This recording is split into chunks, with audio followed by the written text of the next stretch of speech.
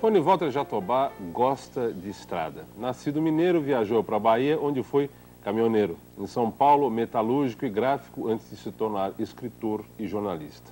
Publicou vários livros como Crônica da Vida Operária, um livro de contos que retrata as condições de vida dos metalúrgicos do ABC no final dos anos 70, época em que o livro foi lançado.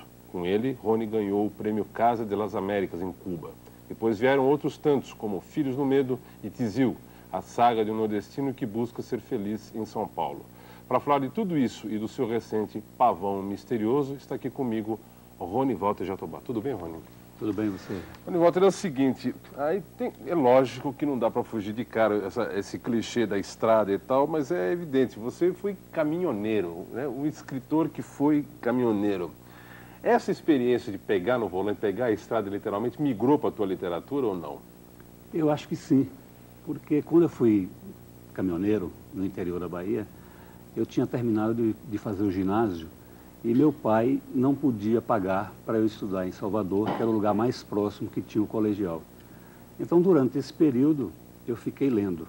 Então, essas viagens com meu pai pelo interior, pelo sertão baiano, foram importantes por esse motivo. Foi o gosto pelo prazer da leitura. E aí, o né? que você lia nessa boleia de caminhão? O que você ficava ali lendo? O que caiu nas tuas mãos nesse período de formação, vamos dizer assim?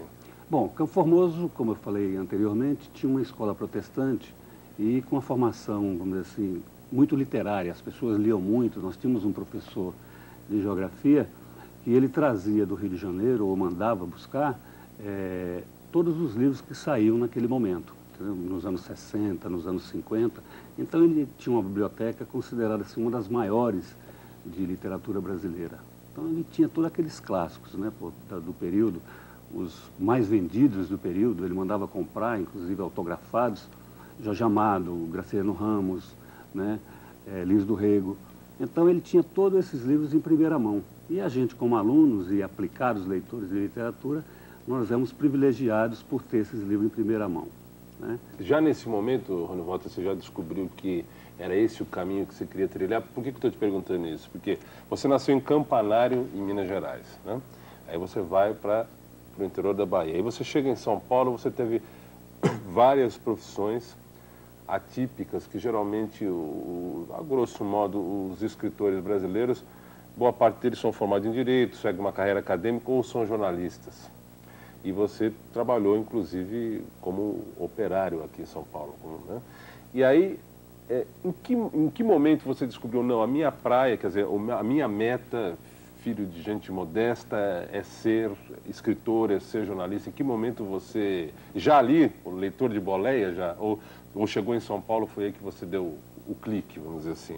Não, eu acho que não. Naquele momento, lá no interior da Bahia, eu acho que eu estava mais preocupado com a sobrevivência.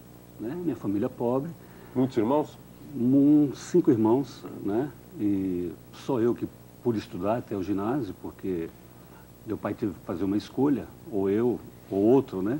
E como eu era o mais velho, ele me escolheu. Então eu fiz o ginásio e, como eu não pude estudar, fui, vamos dizer assim, trabalhar com caminhão.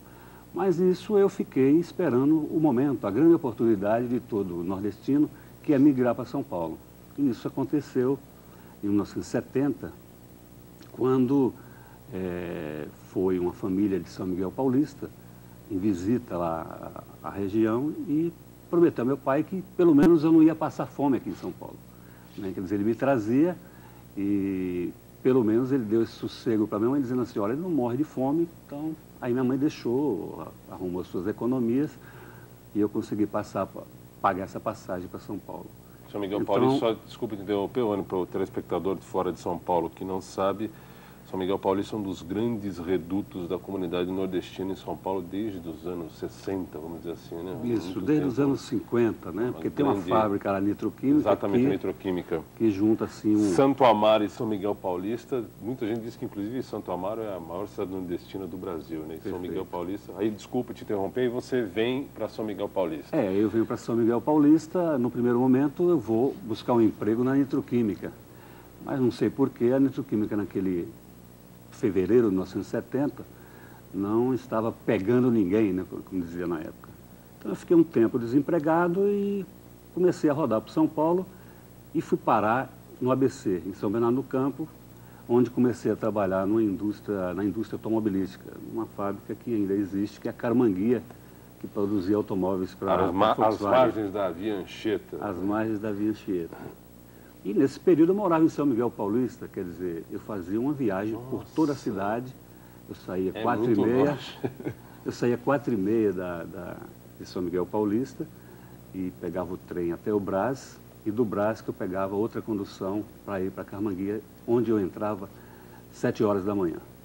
Então era uma viagem, vamos dizer assim, fantástica, né? Quer dizer, de repente eu comecei a conhecer São Paulo. E ao mesmo tempo eu retomei os estudos, né? Porque eu tinha feito até o ginásio, então eu comecei e retomei os estudos em São Miguel Paulista. Bom, trabalhei 3 anos na Carmanguia como operário, e, de repente, surgiu uma oportunidade de trabalhar na Abril, né, na gráfica da Abril. Eles estavam precisando de um operário mais qualificado, que era para trabalhar na produção gráfica, na parte de papel, lá na gráfica da Abril. Corte de papel, Ronivaldo? Não, é acompanhamento do papel, que esse papel vem do estoque para ir para a gráfica, né? Então, esse papel tem que ter alguém controlar quanto é que gasta, quanto papel você vai precisar para fazer determinada revista. Seria uma espécie de apontador de produção de uma gráfica. Certo. E eu saí, larguei a Carmanguia. Lá foi você para a Editora Abril trabalhar como gráfico. Abril. E Abril foi um momento muito importante na cabeça daquele nordestino, porque de repente eu caí numa gráfica, a maior gráfica da América Latina, no meio de publicações de todos os sentidos de tudo, né? Quer dizer, naquele momento... E literalmente saía nas suas mãos ali da nas minhas mãos, máquina. quer dizer, eu estava lendo ali, acompanhando a saída, a produção, e foi num período que a Abril estava publicando muita coisa, principalmente os fascículos, né? Que era um período de vender muito fascículos. Isso era começou nos anos 70? Isso já em 74, 1974. Ainda se publicava a Realidade, ainda na fase final da Realidade. Né? Isso. E então foi um momento, para aquele nordestino, foi um momento assim de você receber uma carga de informação, e o meu sonho era ou escrever, ou fazer literatura, ou fazer jornalismo. Então, naquele momento que a editora poderia me ajudar, e como me ajudou, inclusive financeiramente, eu comecei a tentar o jornalismo. Foi aí que eu comecei a fazer jornalismo. Você já escrevia nesse período ou você começou nesse período? Não. Foi o estímulo da gráfica, da tinta, do papel que começou a motivar você também? Foi juntando a minha vivência na cidade, quer dizer, toda aquela minha vivência anterior, inclusive nas viagens e tal, pela Rio Bahia, toda aquela história, e juntando essa, vamos dizer assim, também as minhas leituras, né, sabe, aos 15, 16 anos eu leio Hemingway, leio Kafka, leio Dostoiévski, quer dizer, foi juntando tudo isso e naquele momento eu achei que eu podia também escrever alguma coisa.